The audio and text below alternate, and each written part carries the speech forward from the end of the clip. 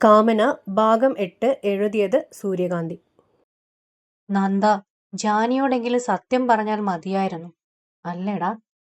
വിഷ്ണു എന്തോ ഓർത്തുകൊണ്ടാണത് പറഞ്ഞത്. എന്നിട്ടെന്തിനാ വെറുതെ ആ പെണ്ണിനെ ടെൻഷൻ അടിപ്പിക്കാനോ? നന്ദന്റെ ചോദ്യത്തിന് വിഷ്ണുവിന് മറുപടിയൊന്നും ഉണ്ടായിരുന്നില്ല. ശരിയാണ്, സത്യം പറഞ്ഞാൽ ജാനിക്കത് സഹിക്കില്ല. നരേനോട് നല്ല ദേഷ്യമുണ്ടായിരുന്നതുകൊണ്ട് തങ്ങൾക്ക് അന്ന് അങ്ങനെ സംഭവിച്ചതിൽ വലിയ കുറ്റബോധമൊന്നും തോന്നിയിരുന്നില്ല. പക്ഷെ ജാനി അങ്ങനെയല്ല, ഭയങ്കര സെൻസിറ്റീവാണ് അവൾ. അന്ന് സത്യം അറിഞ്ഞിരുന്നുവെങ്കിൽ നരേനുമേൽ ആരോപിച്ച കുറ്റം അവൾ തന്നെ തിരുത്തുമായിരുന്നുവെന്നതിൽ വിഷ്ണുവിന് സംശയമൊന്നുമില്ല. അമ്മാവന്റെ സ്വഭാവമാണവൾക്ക്. നരേന്റെ മേൽ കുറ്റം ആരോപിച്ചതിനെ തുടർന്നുള്ള ദിവസങ്ങളിൽ അവരും നരേനുമായുള്ള ശത്രുതയും വല്ലാതെ വർദ്ധിച്ചു. ഒരുമിച്ച് പഠിക്കാൻ തുടങ്ങിയത് മുതലുള്ള മത്സരമായിരുന്നു അവർക്ക് നരേനുമായി. നന്ദനും വിഷ്ണുവും ഒപ്പത്തിനൊപ്പമായിരുന്നുവെങ്കിലും എത്ര ശ്രമിച്ചാലും നരേനെ പഠിത്തത്തിൽ ജയിക്കാൻ അവർക്ക് കഴിയുമായിരുന്നില്ല. പഠിത്തത്തിൽ മാത്രമല്ല, സ്പോർട്സിലും സ്കൂളിൽ തന്നെ മുന്നിലായിരുന്നു നരേൻ. നരേനെതിരെ കിട്ടിയ ആയുധം പരമാവധി ഉപയോഗിച്ച് അവനെ തളർത്താൻ ശ്രമിച്ചിരുന്ന എപ്പോഴും വിഷ്ണുവും നന്ദനും. അവൻ അപ്പോഴും കൂസലില്ലാത്ത ഭാവവും. അങ്ങനെയിരിക്കെ ഒരു ദിവസം വിഷ്ണു സ്കൂളിൽ നിന്നും വന്നപ്പോൾ അലസമായി കസേരയിലേക്കിട്ട ബാഗ് തുറന്ന് അവന്റെ കുഞ്ഞനിയത്തി വേദിക പുസ്തകങ്ങൾ എടുത്ത് കളിച്ചു. വിഷ്ണു വന്ന് എല്ലാം പിടിച്ചു വാങ്ങി വെച്ചെങ്കിലും ഒരു നോട്ട് പുസ്തകം വേദികയുടെ കയ്യിൽപ്പെട്ടു. വാശിക്കാരിയായ അവൾ അത് തിരികെ കൊടുക്കാൻ കൂട്ടാക്കിയില്ല. പിടിവലിയിൽ പുസ്തകം അല്പം കീറുകയും ചെയ്തു.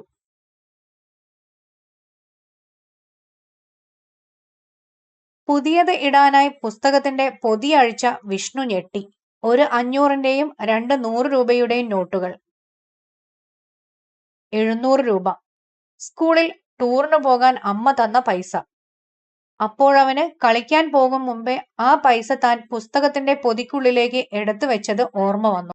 ഇതിന്റെ പേരിൽ സ്കൂളിൽ അന്ന് വലിയ കോലാഹലം ഉണ്ടാക്കിയതാണ്. സ്കൂളിലെ മാതൃകാ വിദ്യാർത്ഥികളുമാണ് ഇരുവരും. ഒരു കാരണവശാലും ഇത് ജാനിയോട് പറയേണ്ടെന്നും ഇരുവരും ഒരുമിച്ചാണ് തീരുമാനിച്ചത്. കാണാത്തത് കണ്ടെന്ന് പറയേണ്ടി വന്നതിൽ തങ്ങളോട് നീരസം കാണിച്ചവളാണ്. പറഞ്ഞതിൽ ഒരു തെറ്റുമില്ലെന്ന് അവളെ ബോധ്യപ്പെടുത്തിയത് തന്നെ പാടുപെട്ടാണ്. വിഷ്ണുവിന് ഉള്ളിലൊരു കുത്തലുണ്ടായിരുന്നുവെങ്കിലും തുടർന്നുള്ള ദിവസങ്ങളിൽ സ്കൂളിൽ വെച്ച് നരേന്റെ പണികൾ മുടങ്ങാതെ കിട്ടിത്തുടങ്ങിയതോടെ അതങ്ങ് മാറിയിരുന്നു. പിന്നെ പലയിടങ്ങളിലും വെച്ച് നരേൻ കള്ളനായെങ്കിലും അതവന്റെ കയ്യിലിരിപ്പ് കൊണ്ടാണെന്നവർ ആശ്വസിച്ചു. ഒടുക്കം കോളനിയിലെ മോഷണക്കുറ്റത്തിന് അവനെ പോലീസ് കൊണ്ടുപോയതോടെ ആ സംഭവവും നരേൻ എന്നൊരാളെയും അവർ മറന്നു തുടങ്ങിയിരുന്നു.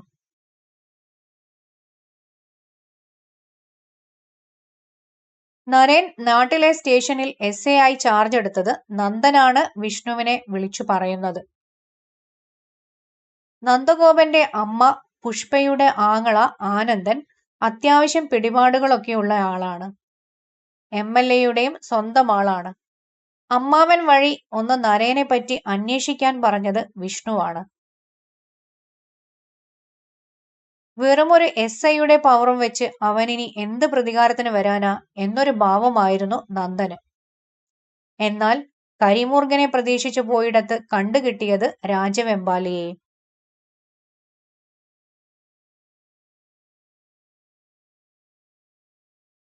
നരേന്റെ ബാക്ക്ഗ്രൗണ്ട് ഒന്നും ഡിപ്പാർട്ട്മെന്റിൽ പോലും ആർക്കും വ്യക്തമായി അറിയില്ല. മേലാളനാണെങ്കിലും കീഴാളനാണെങ്കിലും അങ്ങോട്ടൊരു പണി കൊടുത്താൽ ഒരിക്കലും മറക്കാത്ത 21 തിരിച്ചു തരുന്ന ഐറ്റം ആയതുകൊണ്ട് ആരും മുടക്കാൻ നിൽക്കാറില്ലത്രേ. എന്നാൽ സത്യസന്ധനായ ഓഫീസറുമല്ല. ആൾക്ക് തോന്നിയതുപോലെയാണ് പെരുമാറ്റമൊക്കെ. എല്ലാം കൂടെ കേട്ട് വിരണ്ടിരിക്കുമ്പോഴാണ് രാജുവിന്റെ കേസ് വരുന്നത്. അതോടെ ആനന്ദൻ മരുമകനെ വിളിച്ച് ഉപദേശിച്ചതാണ്. നരേനെ പറ്റി അന്വേഷിക്കാൻ പറഞ്ഞത് എന്തിനു തന്നെയായാലും ഒരു തരത്തിലും അവനോട് ഒരു പ്രശ്നത്തിനും നിൽക്കരുതെന്ന്. ജാനിയുടെ കാര്യത്തിൽ നിന്റെ തീരുമാനം എന്താ നന്ദ? അവളുടെ ഇപ്പോഴത്തെ അവസ്ഥയൊക്കെ നിനക്കറിയില്ലേ? ഒറ്റയ്ക്ക് എല്ലാം കൂടെ താങ്ങാൻ അവൾക്ക് പറ്റുമെന്ന് തോന്നുന്നില്ല. വിഷ്ണുവിന്റെ ശബ്ദത്തിൽ ഗൗരവം നിറഞ്ഞു. 1-2 നിമിഷത്തെ മൗനത്തിന് ശേഷമാണ് നന്ദൻ അതിന് മറുപടി പറഞ്ഞത്. അമ്മാവനെ എങ്ങനെയെങ്കിലും പറഞ്ഞ് സമ്മതിപ്പിച്ചാലും ഇപ്പോഴത്തെ സാഹചര്യത്തിൽ അമ്മ ഇതിന് ഒരു തരത്തിലും സമ്മതിക്കില്ല വിഷ്ണു. അതവൻ പറയും മുൻപേ തന്നെ വിഷ്ണുവിനും അറിയാം.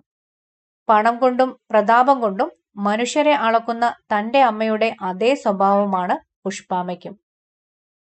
അപ്പോൾ നിനക്കവളെ വേണ്ടെന്നാണോ? തെല്ലൊരു അവിശ്വസനീയതയോടെയാണ് വിഷ്ണു അത് ചോദിച്ചത്.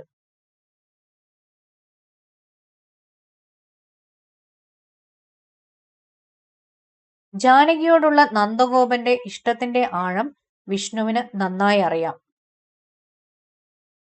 അങ്ങനെയല്ലടാ, അതല്ല ഞാൻ പറഞ്ഞത്. ഒരു നിമിഷം പോലും വൈകാതെ നീരസത്തോടെയുള്ള നന്ദന്റെ മറുപടി കേട്ടതും വിഷ്ണുവിന് ആശ്വാസമാണ് തോന്നിയത്. അവളെ മറന്ന് വേറൊരാളെ ജീവിതത്തിലേക്ക് കൈപിടിച്ച് കയറ്റാനൊന്നും എനിക്ക് സാധിക്കില്ല.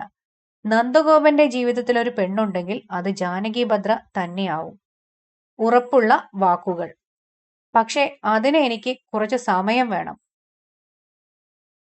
എനിക്ക് മനസ്സിലാവും നന്ദ.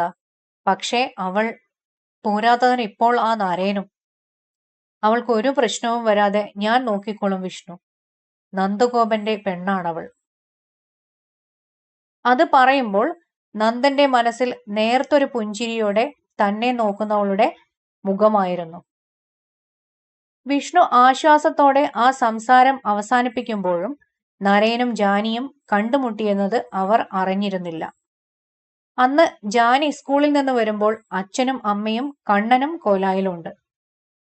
മഴക്കാലമായാൽ അച്ഛൻ അങ്ങനെ വീട്ടിനുള്ളിൽ നിന്നും പുറത്തിറങ്ങാറില്ല. തണുപ്പ് ഒട്ടും പറ്റില്ല. ഇപ്പോഴും കാലുറപ്പിച്ചു നടക്കാറായിട്ടില്ല. ചിലപ്പോൾ ബാലൻസ് ഇല്ലാതെ വീണുപോകും. ഉള്ളിലുയർന്ന ആന്തലോടെയാണ് ജാനി പൂമുഖത്തേക്ക് കയറിയത്. അച്ഛന്റെ തളർന്നുള്ള ഇരിപ്പ് കണ്ടതും നെഞ്ചിടിപ്പ് കൂടിയിരുന്നു. എന്താ അച്ഛാ, എന്തു പറ്റി? ശ്രീധരൻ ദയനീയമായി അവളെ ഒന്ന് നോക്കിയതല്ലാതെ ഒന്നും പറഞ്ഞില്ല. അമ്മയുടെ മുഖത്ത് കല്ലിച്ച ഭാവമാണ്. ഇപ്പോൾ അനുഭവിക്കുന്നതെല്ലാം ഭർത്താവിന്റെ പിടിപ്പുകേട് കൊണ്ട് വന്നതാണെന്ന ദേഷ്യം കുറച്ചൊന്നുമല്ല ഇന്ദിരയ്ക്ക്. കണ്ണ, അവന്റെ മുഖത്ത് ഭയമായിരുന്നു.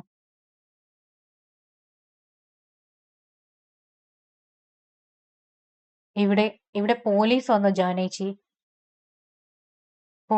പോലീസോ? ജാനിയുടെ ശബ്ദം വിറച്ചുപോയി. എന്തോ അവളുടെ മനസ്സിലപ്പോൾ തെളിഞ്ഞത് അയാളുടെ മുഖമായിരുന്നു, നരേന്റെ. എന്തിന്? അവളുടെ നോട്ടം അപ്പോഴും അച്ഛനിലായിരുന്നു. ആ പണിക്കർ കേസ് കൊടുത്ത് നിന്റെ അച്ഛന്റെ പേരിൽ വഞ്ചനാകുറ്റത്തിന്. ഇന്ദിരയാണത് പറഞ്ഞത്. വഞ്ചനാകുറ്റത്തിനോ? അയാളുടെ കയ്യിൽ നിന്നും പൈസ വാങ്ങിയിട്ട് തിരിച്ചു കൊടുത്തില്ലെന്ന്. ജാനകി അവിശ്വസനീയതയോടെ അമ്മയെ തുറിച്ചു നോക്കി. ആ കോളനിയിലെ ചത്തുപോയ ഒരു കള്ളുകുടിയനുണ്ടായിരുന്നില്ലേ, നാരായണൻ? അയാളുടെ മോനാ വന്നത്. എന്തായിരുന്നു അവൻ പേര് പറഞ്ഞത്? ഇന്ദിര പേരാലോചിച്ചെടുക്കുമ്പോൾ ജാനി ഇടിവെട്ടേറ്റതുപോലെ നിൽക്കുകയായിരുന്നു. നരേൻ ചന്ദ്രശേഖർ.